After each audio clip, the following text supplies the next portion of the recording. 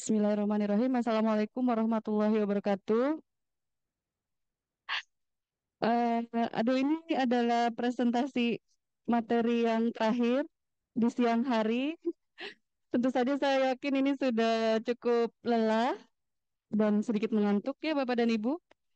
Mudah-mudahan materi terakhir ini apa masih semangat Bapak dan Ibu.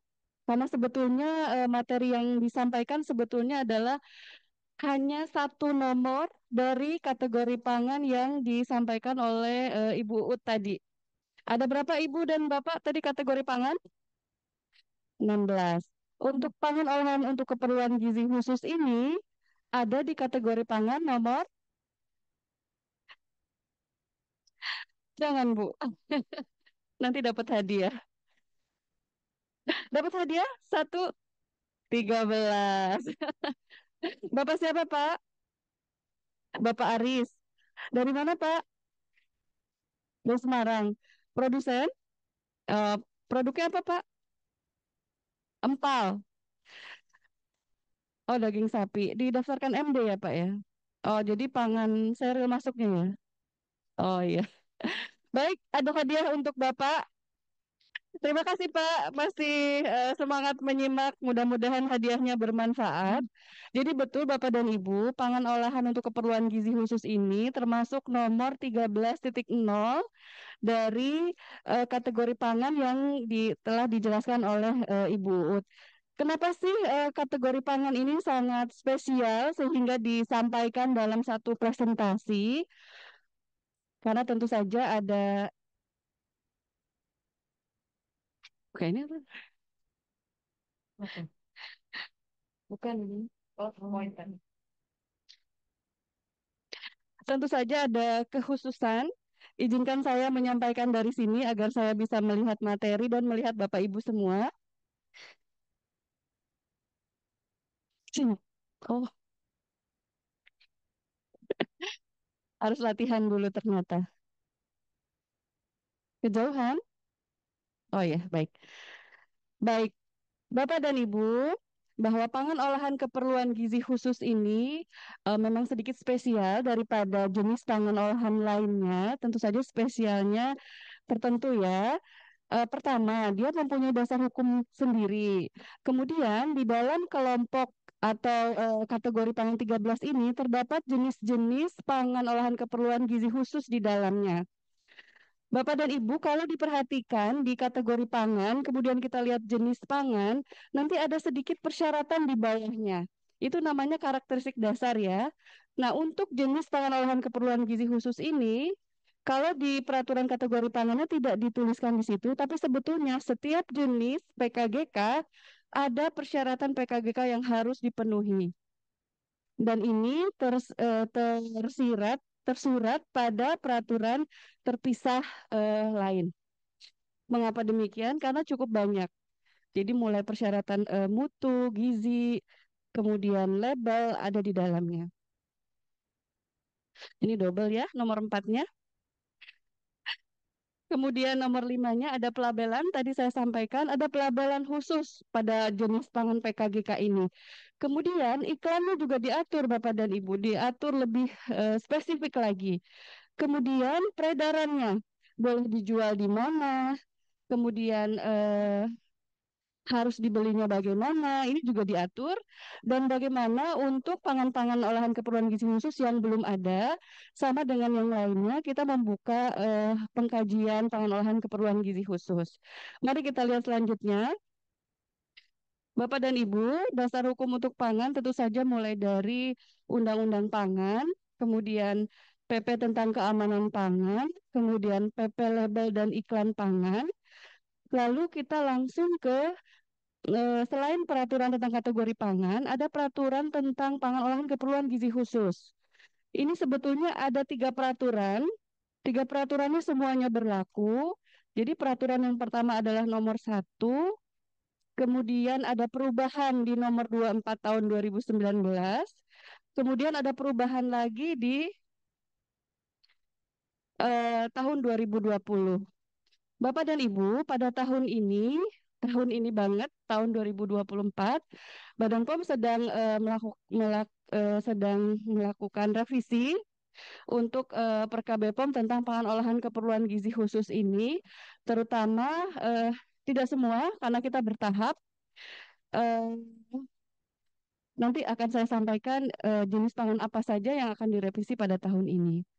Kemudian sedikit informasi bahwa menurut PP 86 pasal 32 ayat 2 ini disampaikan bahwa Kepala Badan POM mempunyai kewenangan untuk dapat menetapkan persyaratan mutu pangan untuk pangan dengan tingkat risiko keamanan yang tinggi. Contohnya adalah pangan untuk kelompok konsumen tertentu. Nah, Bapak dan Ibu, PKGK ini termasuk ke dalam pangan dengan tingkat risiko keamanan yang tinggi. Mengapa demikian? Nanti kita akan lihat bersama. Tentu saja salah satunya karena pangan ini memang dikhususkan untuk suatu kelompok konsumen tertentu. Berikutnya, mungkin kita melihat di kategori pangan 13 ada pangan olahan untuk keperluan gizi khusus. 13 satunya formula bayi, lanjutan, pertumbuhan, dan medis khususnya. 13 duanya MPASI, 13 tiganya PKMK atau pangan untuk keperluan medis khusus untuk dewasa, 13 empatnya pangan olahan diet untuk kontrol berat badan, dan 13 limanya pangan diet khusus yang lainnya. Jadi di kategori pangan ada, tapi ini apa? Untuk memberikan informasi kelompoknya, kemudian jenis pangannya, sehingga nanti bahan tambahan pangannya mengikuti. Jadi bahan tambahan pangan yang dibolehkan di 13.1, maka kita lihat di peraturan BPP-nya. Jadi untuk nomor kategori pangannya demikian. Berikutnya, Bapak dan Ibu, apa sih PKGK itu? PKGK itu didefinisikan menurut peraturan yang tadi, peraturan nomor 1, adalah pangan olahan yang diproses atau diformulasi secara khusus untuk memenuhi kebutuhan gizi tertentu karena kondisi fisik atau fisiologis dan penyakit atau gangguan tertentu. Jadi memang jenis produk ini dibuat memang untuk memenuhi konsumen tertentu di dalamnya. Kalau kita lihat dari definisi tersebut, maka PKGK ini diperuntukkan untuk dua konsumen yang berbeda. Kita beri nama PDK, pangan olahan untuk diet khusus. Ini sebetulnya pangan yang diperuntukkan untuk konsumen dengan kondisi fisik atau fisiologis tertentu. Mungkin sampai saat ini masih masih ini ya, masih membayangkan. Satu kelompoknya lagi adalah PKMK, pangan olahan untuk keperluan medis khusus. Kalau kita lihat clue-nya, ada kata-kata medis. Jadi produk pangan ini memang diperuntukkan bagi konsumen dengan penyakit atau gangguan tertentu. Jadi dari sini Bapak dan Ibu, kalau PKMK ini peruntukannya untuk orang sakit, kalau PDK peruntukannya adalah untuk konsumen yang sehat tapi punya fisiologis yang tertentu atau berbeda. Contohnya apa Bapak dan Ibu? Bu Deksa, Bu Deksa produknya apa Bu? Yang tadi ya Bu ya, 13 titik 13 13.5 ya. Pangan olahragawan Bu Deksa. Saya nggak enak mau bilang 13.4 Bu. Iya, jadi kondisi fisik atau fisiologis. Jadi memang konsumen tersebut sehat, tapi punya kondisi yang berbeda. Contohnya adalah bayi, formula bayi. Formula yang diperuntukkan untuk bayi usia 0 sampai 6 bulan. Apakah bayi ini sakit? Tidak. Sama dengan yang lain berbeda. Mereka usianya 0 sampai 6 bulan dalam masa pertumbuhan dan tentu saja dia belum bisa memilih apa makanan yang baik untuk pertumbuhannya. Contohnya seperti itu ya Bapak dan Ibu. Jadi bayi sehat 0 sampai 6 bulan. Ada lagi eh, pangan untuk minuman untuk ibu hamil dan menyusui. Kondisi fisiologisnya apa, Bapak dan Ibu?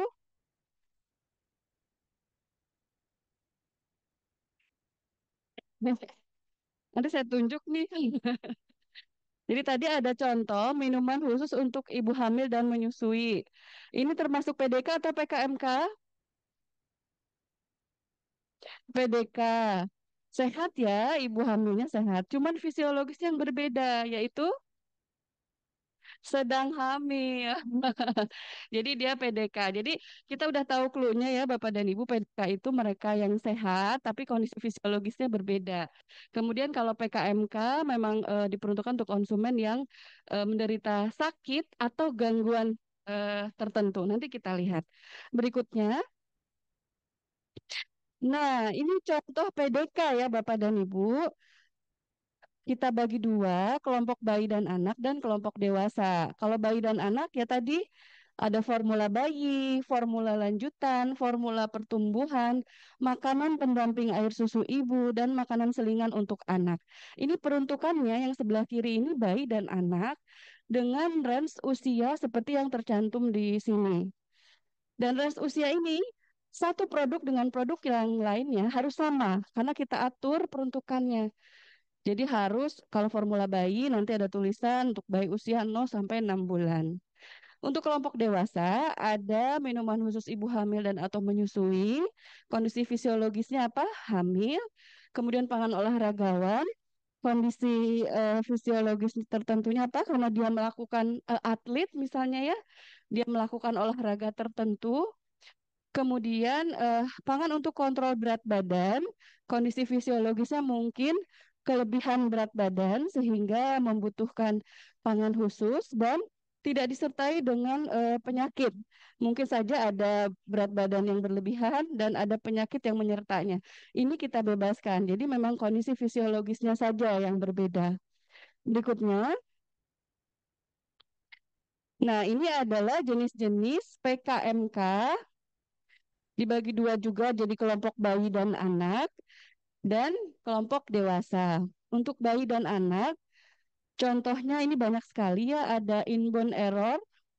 Jadi ada kelompok bayi dan anak yang sejak lahir sudah Allah karuniai eh, apa sesuatu yang berbeda dengan kita.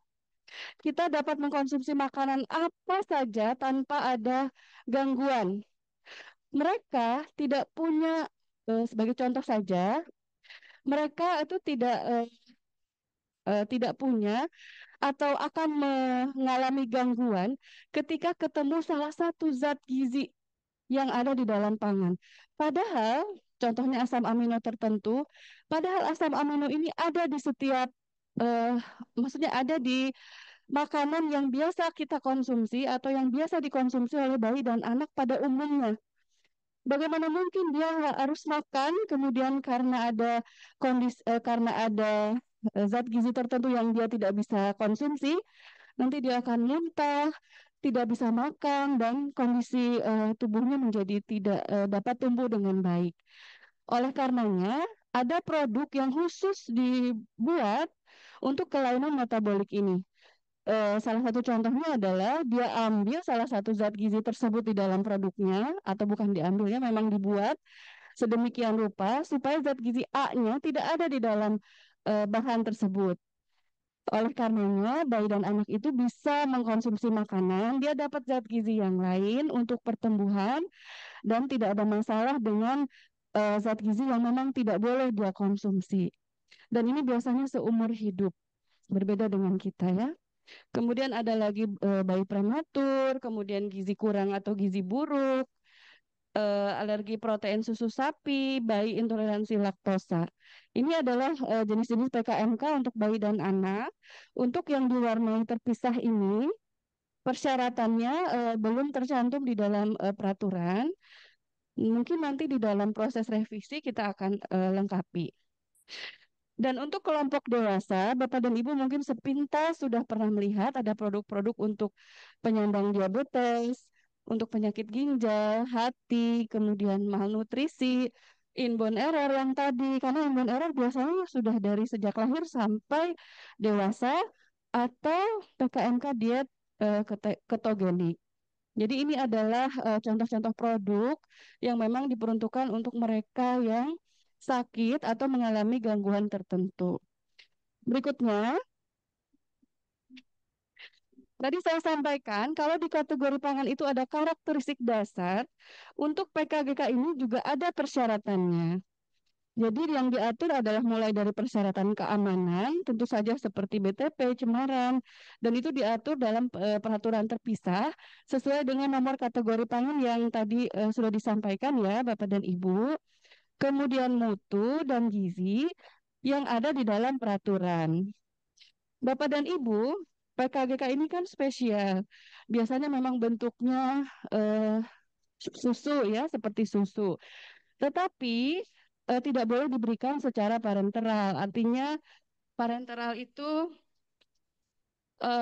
mungkin untuk pasien-pasien tertentu ada yang perlu asupan zat gizi tertentu dan dimasukkan ke dalam eh, suntikan misalnya, itu tidak boleh. Kemudian PKMK ini, jadi PKGK ini kita lihat PKMK. PKMK ini dapat sebagai makanan pengganti atau makanan tambahan. Artinya kalau makanan tambahan pagi dan malamnya dia makan PKMK, siangnya boleh makan makanan yang biasa atau makanan pengganti. Artinya secara keseluruhan mulai dari pagi sampai makan pagi sampai makan malam memang digantikan oleh PKMK itu. Contohnya yang inbound error tadi ya, Bapak dan Ibu, tidak bisa di hanya sebagai tambahan. Kemudian untuk PKMK, karena memang dia untuk kelompok orang sakit, maka dia harus sesuai dengan indikasi yang ditetapkan oleh dokter. Jadi, dan tentu saja di bawah pengawasan dokter. Artinya berobat dulu ke dokter, kemudian dokter akan memeriksa dan memberikan resep. Seharusnya resep itu berisi produk PKGK, produk PKMK yang harus dibeli oleh konsumen. Nah, meskipun tidak boleh secara parenteral, tetapi PKMK dapat diberikan secara enteral menggunakan selang makanan. Mungkin Bapak dan Ibu masih ingat barangkali pernah melihat di televisi atau salah satu keluarga kita yang sedang sakit, biasanya sakit cukup parah misalnya sehingga tidak dapat mengkonsumsi makanan seperti biasa dengan sendok, maka dengan menggunakan sonde. Nah, itu biasa PKMK bisa digunakan. Oleh karenanya ada persyaratan seperti osmolalitas karena dia harus bisa mengalir di dalam sonde tersebut sehingga dapat dikonsumsi oleh pasien. Berikutnya,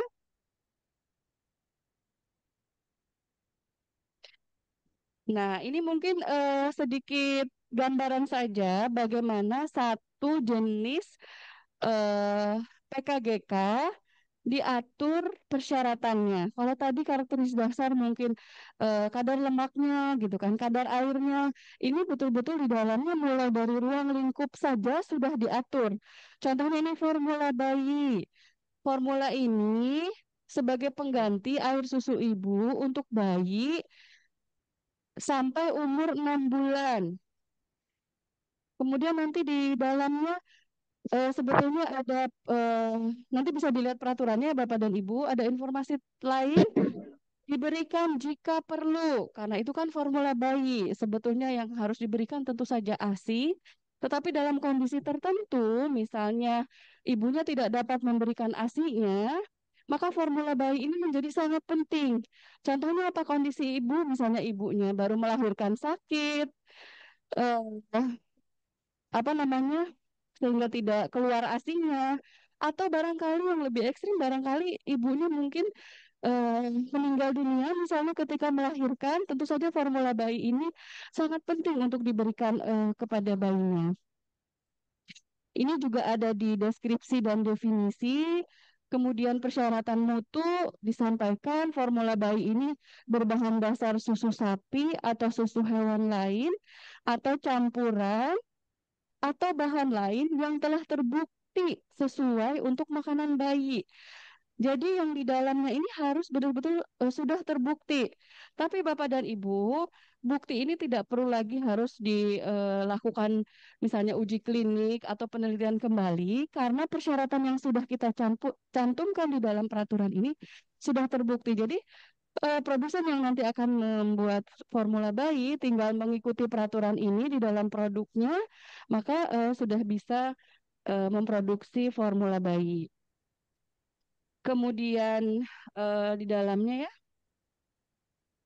keamanan dan kecukupan kandungan zat gizi juga harus terbukti secara ilmiah dapat mendukung pertumbuhan dan perkembangan bayi.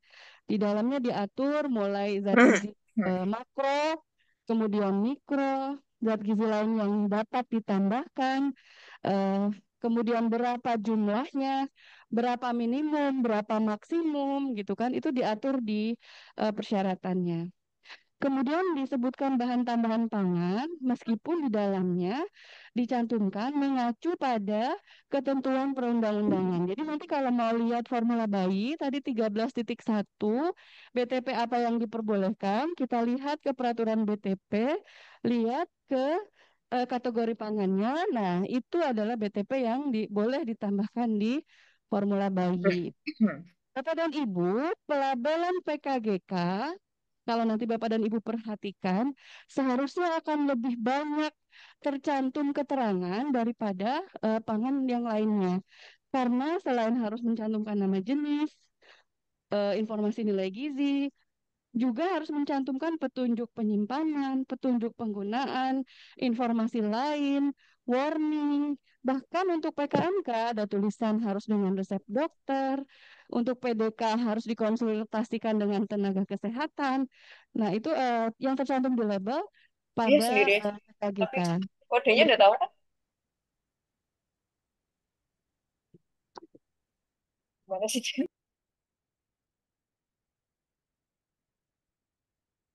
oh tadi ketinggalan ya gambarnya.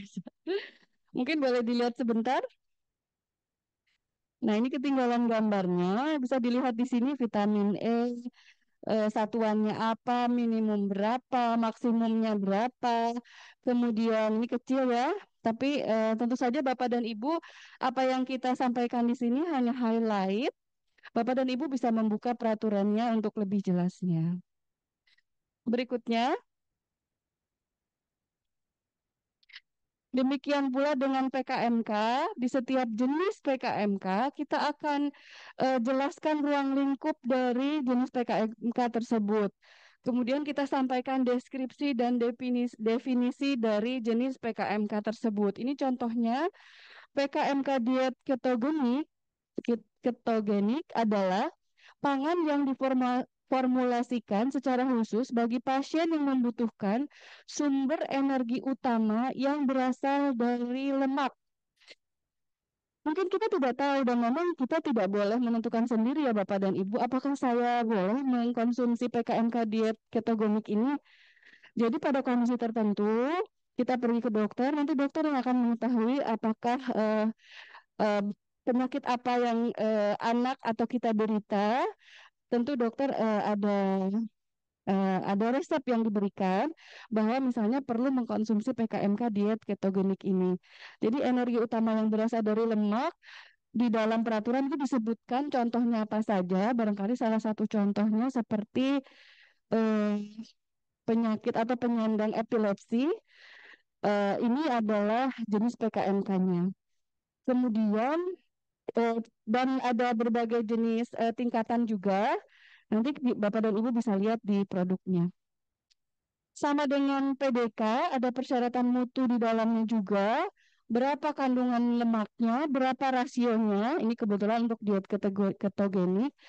Dan komponen lain boleh atau tidak ditambahkan zat gizi atau non gizi di dalamnya, ini sudah kita atur di dalamnya. Demikian pula dengan bahan tambahan pangan dan pelabelan, kita atur sama seperti dengan pangan diet khusus. Mungkin ada gambaran persyaratannya, Mbak Ica? Oh, nggak ada ya.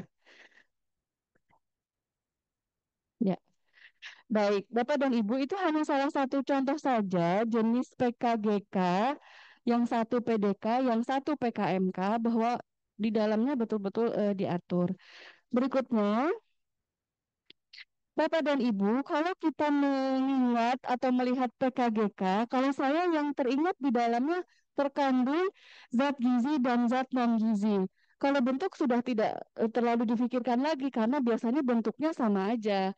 Mungkin kategori pangan 1 sampai 16 kan ada yang bentuknya permen, bentuknya abon, bentuknya bubuk, bentuknya kental gitu kan, kerupuk dan lain sebagainya. Ini biasanya tidak terlalu banyak variasi karena memang perhatiannya kepada kandungan zat gizi dan zat non-gizi di dalamnya.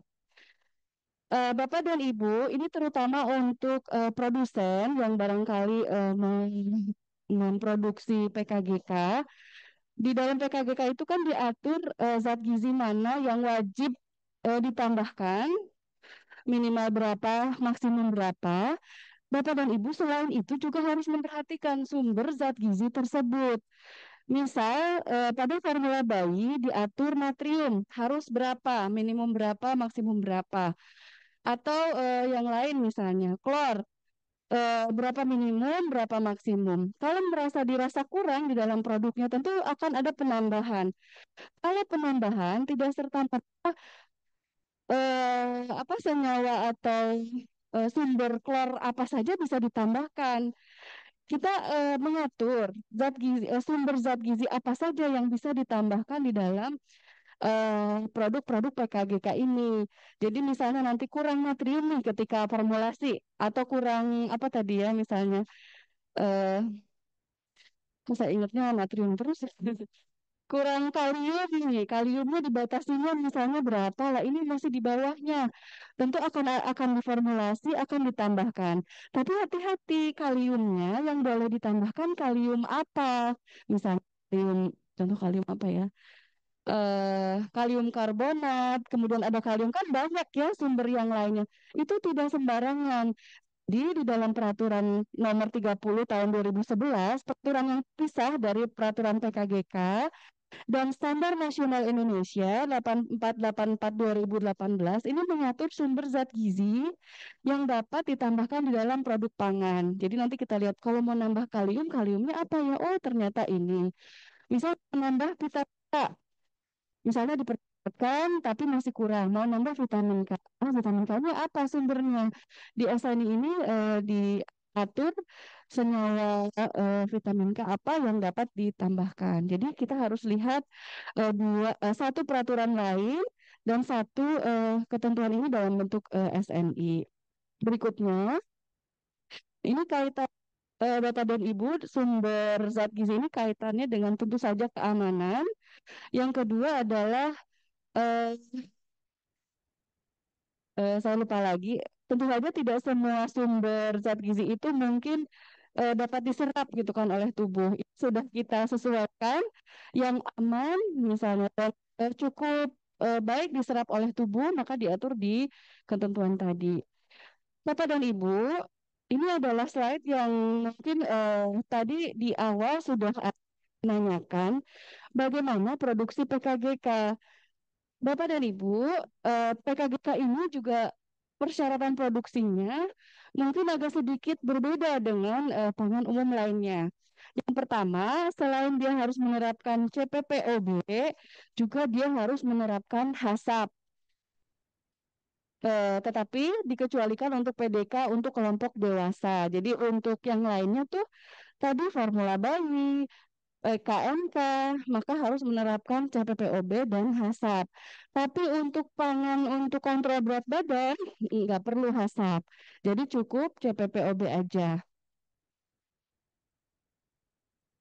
Eh, Tadi sebetulnya saya lupa mungkin ya, tadi sebetulnya sudah saya lengkapi bahwa dalam implementasinya produk PKGK harus mendapat sertifikat PMR ya, program manajemen risiko. Di situ ada peraturan yang terpisah dan ini dikelola oleh teman kita di Direktorat Pengawasan Produksi. Nanti bisa dilihat websitenya, ada banyak informasi di dalamnya. Oh iya, masih ingat ya Bu Erlin? Iya. Perka BPOM nomor 10 tahun 2023. Ya, di situ ada ketentuan tentang program manajemen risiko. Di dalamnya memang untuk PKGK dan pangan steril komersial wajib menerapkan program manajemen risiko. Ya, begitu Bapak, Bu Erlin. Demikian Bapak dan Ibu. Kemudian, jika PKGK ini merupakan pangan steril komersial, artinya eh, memenuhi persyaratan pangan steril komersial, apa namanya, produknya, maka dia wajib memenuhi ketentuan PSK, pangan steril komersial sesuai dengan peraturan pangan steril komersial. Jadi misalnya eh, AW-nya, pH-nya, kemudian dikemas dan ketika melihat dikemas hermetis dan masuk ke ketentuan pangan steril komersial, maka dia harus memenuhi peraturan pangan steril komersial. Kemudian Bapak dan Ibu, ada satu lagi bahwa PKGK yang diperuntukkan bagi bayi, anak, ibu hamil dan ibu menyusui tidak boleh mendapatkan perlakuan iradiasi. Tadi ada ya Bapak dan Ibu di eh, pretest. Mohon maaf juga tadi pretestnya ada sedikit kesalahan, tapi bisa di take down-nya pertanyaan itu, tapi nanti sudah diperbaiki, nanti di post-test bisa Bapak dan Ibu isi kembali. Untuk pertanyaan yang ini saja, Bapak dan Ibu. Berikutnya,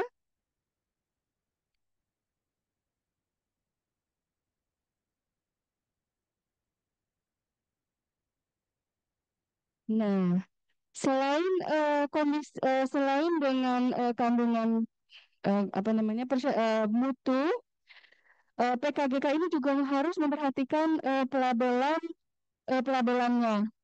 Jadi ada keterangan wajib yang harus dicantumkan, mulai dari nama jenis, peruntukan, tadi ya, nama jenis, formula bayi, dan 0 sampai 6 bulan. Cara penyiapan, jika produk memerlukan penyiapan khusus, cara penyajian, cara penyimpanan, peringatan bagi yang dipersyaratkan, dan informasi nilai gizi. Untuk cara penyiapan, misalnya formula bayi, nanti Bapak dan Ibu bisa melihat bagaimana menyiapkan produk, kemudian produknya, botolnya, air minumnya, itu sudah ada di situ. Kemudian peringatan yang dipersyaratkan. Kenapa ada kata yang dipersyaratkan? Karena peringatan ini untuk setiap PKGK sudah kita siapkan. Untuk pangan kontrol berat badan, inilah peringatan yang harus dicantumkan di dalam produk. Untuk formula pertumbuhan ini loh, untuk PKMK diabetes misalnya, ini yang harus dicantumkan di dalam label. Kemudian untuk formula bayi, apa yang harus dicantumkan? Peringatannya itu sudah kita atur di dalamnya dan Bapak dan Ibu yang memproduksi PKGK harus mencantumkannya di dalam produk pangan. Selanjutnya, nah ini contohnya ya Bapak dan Ibu, untuk PDK ini wajib mencantumkan keterangan konsultasikan dengan tenaga kesehatan. Tadi produk PDK apa saja Bapak dan Ibu?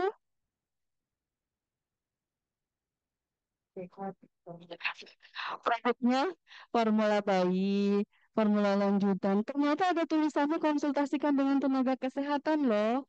Jadi memang seperti tadi disampaikan di definisi, memang produk formula bayi memang diberikan jika diperlukan. Jadi artinya sebetulnya eh, ya tidak bisa kita memberikan begitu saja produk tersebut tanpa kita berkonsultasi dulu dengan tenaga kesehatan. Di dalam peraturan ini dijelaskan tenaga kesehatan dapat dokter, apoteker, dietitian, nutrisionis, perawat, atau bidan.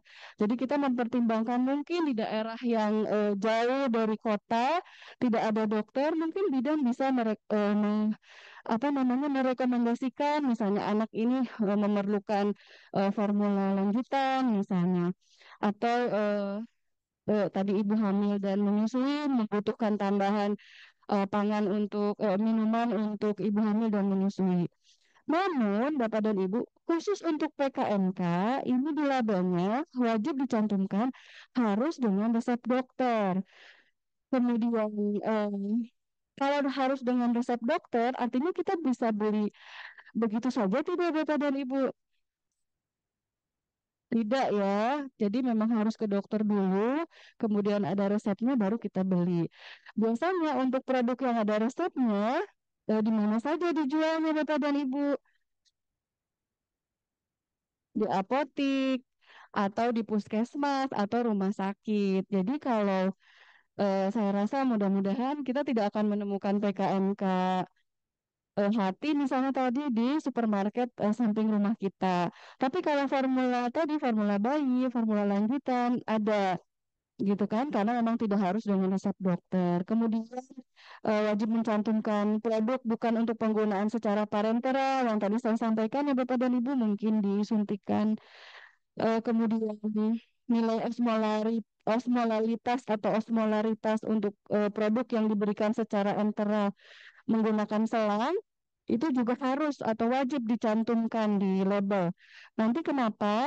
Barangkali dokter akan meresepkan berapa, harus dilarutkan berapa, misalnya harus diberikan berapa, kemudian kondisi pasien ini bagaimana gitu kan diberikannya. Dan semuanya betul-betul atas indikasi atau resep dari dokter.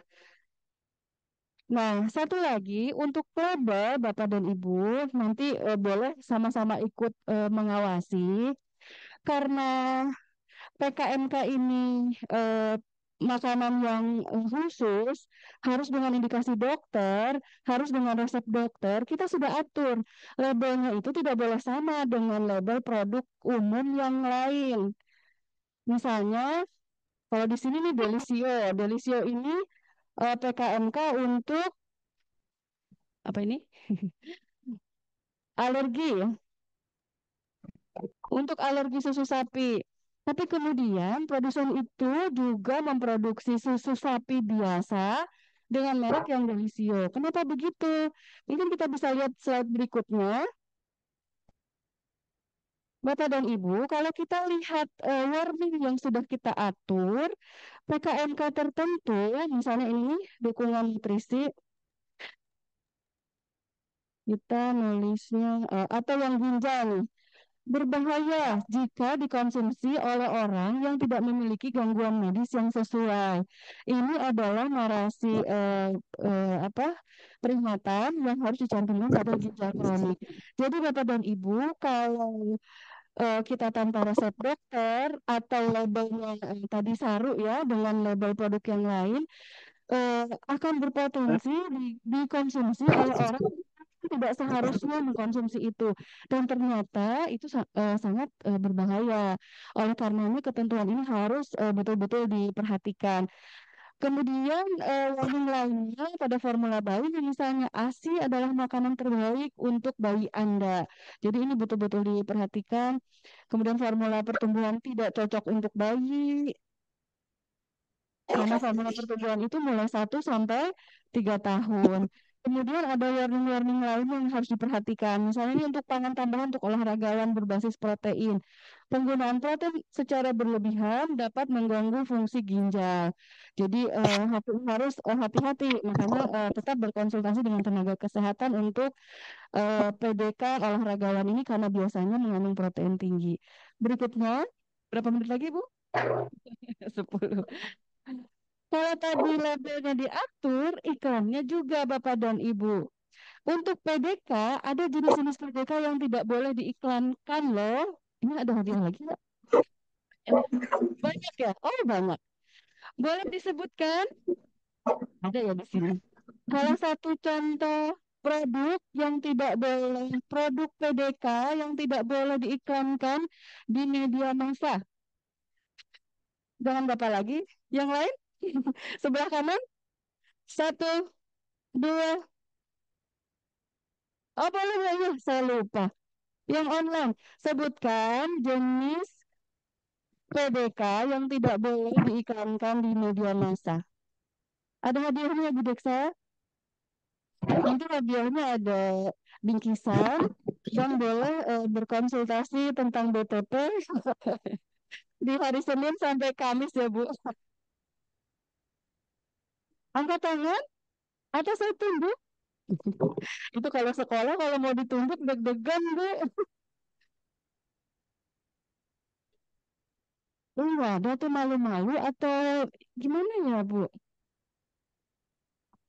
Ada yang di ini, sebetulnya ini ada keterangannya nih. Tinggal sebutkan aja jenis produknya.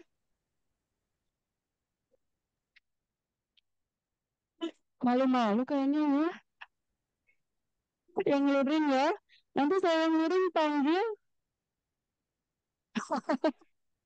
kategori. Kategorinya apa tuh, Pak?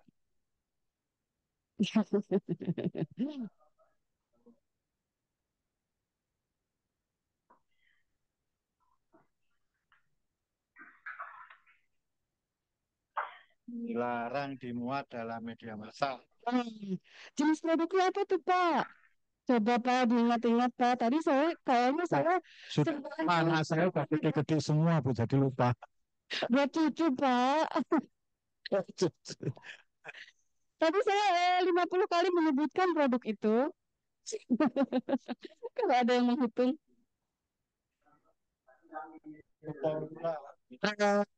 Ternyata Bapak tahu, cuma malu ya Pak ya. Baik-baik, terima kasih Bapak. Bapak dari mana Pak? Tadi saya belum. Bapak siapa?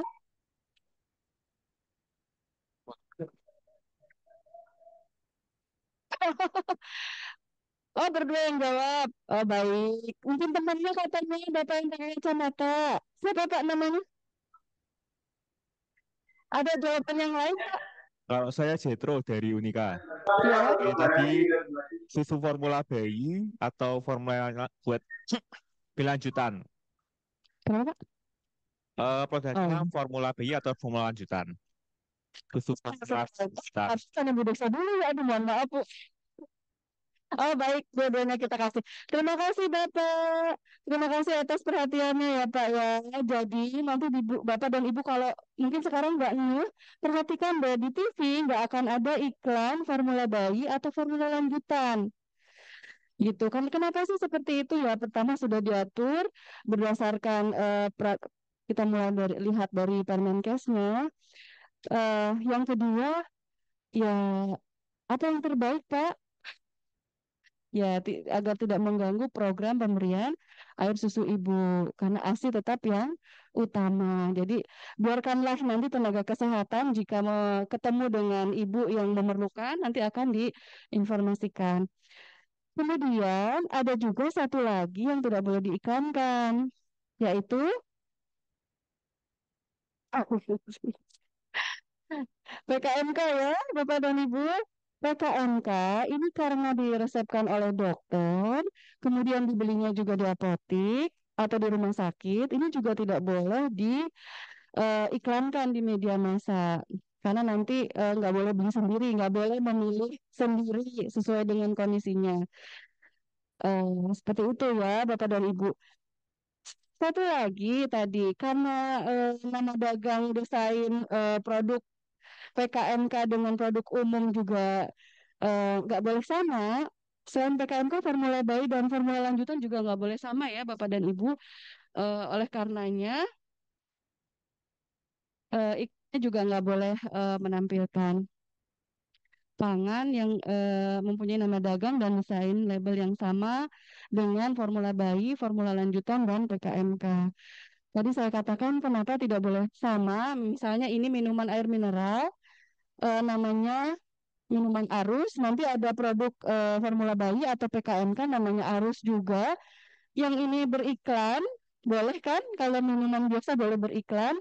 Sementara yang ini nggak boleh beriklan, padahal namanya sama, desainnya sama. Nanti ini ada cross promotion. Jadi ibu dan bapak akan ingat, oh iya, ini kan formula lanjutan yang itu loh, gitu. Jadi kita atur sedemikian rupa. Berikutnya masih ada lagi atau sudah selesai ya, Bu Ica? Masih ada lagi. Tadi peredaran ya Bapak dan Ibu untuk PKMK hanya boleh di apotik, puskesmas, rumah sakit. Kemudian bagaimana dengan yang daring? Boleh saja PKMK ini dijual secara daring atau online, tapi harus memenuhi peraturan. Ada peraturan lain yang bisa dilihat oleh Bapak dan Ibu. Peraturan Nomor 8 dan perubahannya tentang makanan yang diedarkan secara daring. Jadi PKMK ini boleh, tapi hanya oleh apotik saja. Jadi apotik yang mungkin punya sistem online sendiri atau disediakan oleh penyelenggara sistem elektronik farmasi. Ada aturan di dalamnya yang harus diikuti kalau ingin menjual online PKMK. Ada lagi? Oh iya. Selain peraturan, Bapak dan Ibu, kami juga menyediakan pedoman yang mungkin Bapak dan Ibu bisa pelajari, karena biasanya persyaratan PKGK ini misalnya, berapa vitamin C yang diperbolehkan misalnya, minimum 10 misalnya miligram atau 10 gram, 10 miligram per 100 kilokalori, bukan per 100 gram produk. Jadi bukan seperti BTP ya, ditambahkan ke adonan berapa, boleh berapa. Tapi ini per 100 kilokalori. Bagaimana sih cara menghitungnya? Ini ada pedomannya yang sebelah kiri. Terus yang ini adalah pedoman untuk MPASI, tapi memang ini diperuntukkan untuk pelaku usaha mikro, kecil, dan menengah. Tapi siapapun rasanya bisa belajar dari sini. Bagaimana sih memenuhi persyaratan zat gizi itu dari produknya. Kemudian kita juga ada pedoman evaluasi mutu gizi dan non gizi pangan. Jangan sampai zat gizi yang ditambahkan di dalamnya tetapi tidak memberikan manfaat kepada konsumennya. Mungkin kira-kira itu ya, Bapak dan Ibu. Barangkali jika ada yang ingin disampaikan, kami membuka pelayanan publik pengkajian dan konsultasi. Jika ingin ada yang ditanyakan lebih lanjut, monggo buka website kami. Di situ ada link untuk konsultasi dan informasi lain terkait dengan pengkajian. Mungkin itu saja yang ingin disampaikan. Mudah-mudahan di di penghujung pertemuan ini masih semangat dan masih bisa menyerap informasi yang disampaikan. Semoga bermanfaat. Kita bertemu kembali di lain kesempatan. Assalamualaikum warahmatullahi wabarakatuh.